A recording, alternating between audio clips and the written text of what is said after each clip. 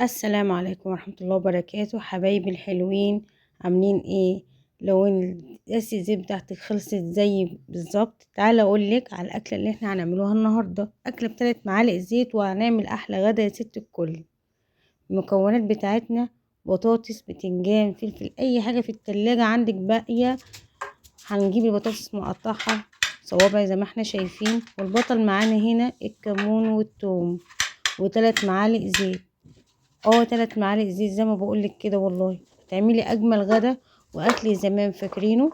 صينيه البطاطس خلاص، قطعت البطاطس، هنزل عليها بالثوم والكمون. ادي الثوم بتاعي هدقه بسرعه، وهحط الكمون والملح. شوفي الازازه بتاعتي كده كده خالص. انا 3 معالق، 1 2 3. وتعملي اجمل صينيه بطاطس بتاعت زمان بريحه وطعم جنان.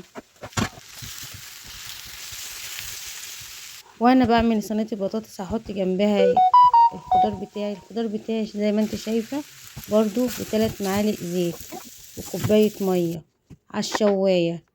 ولا في احلى ولا اطعم من كده. شايفين؟ عملنا غدا بكل سهوله وبكل بساطه، واجمل غدا